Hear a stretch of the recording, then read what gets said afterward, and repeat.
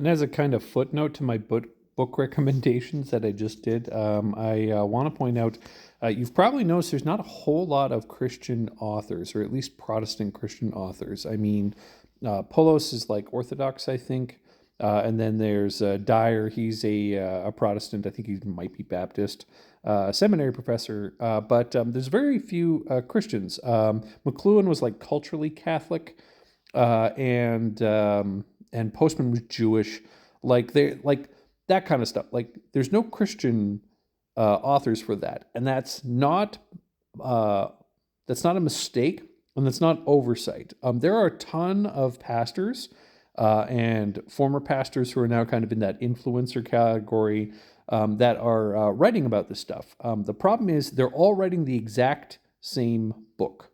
All the books on using the internet for church have all the same points being addressed with, because they're just a marketing tool that those guys are using. They basically they cover the same points, and you would think that would be orthodoxy, that this is like an orthodox thought that everyone's just sharing and everyone's just doing their own take, kind of like the Gospels, like where they're all talking about Jesus, but it's not, because there's blind spots that just are clearly never dealt with. And when you point at those blind spots, those authors get really upset and usually end up blocking you, or usually end up like disengaging from the conversation. They don't want to deal with the holes in their theology. I mean, who would want to deal with the holes in their theology? There's no kind of back and forth, and they really, I don't think, have struggled with where this process goes. And this is one of the places where, like, I really think it needs to have happened before, because like I was one of those guys. I wrote a book about using the internet for ministry and for church before the pandemic forced 96% of churches to do so.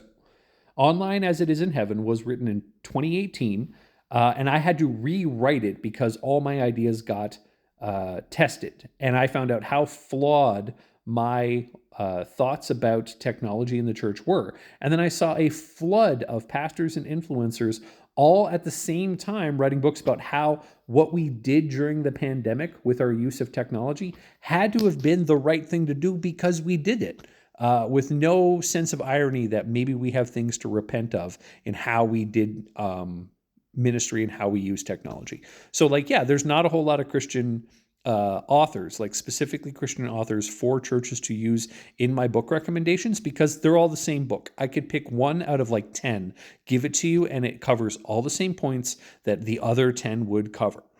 There's a homogeneity of thought that masquerades as orthodoxy, and it's a problem, because there are still good ideas in those books, and there's still good things to know in those books.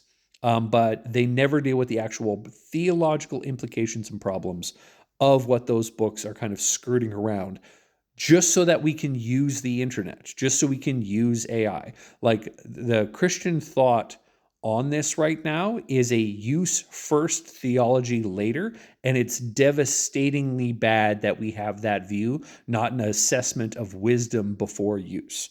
So that's why there's no Christian authors really in that list, because Christian authors really aren't doing any meaningful work theologically with technology, like of a theology of tech. There's just no real meaningful work being done that I've been able to discern. I hope I'm proven wrong. You got book recommendations? Put them in the comments below. I'd love to go through them. This is what I do.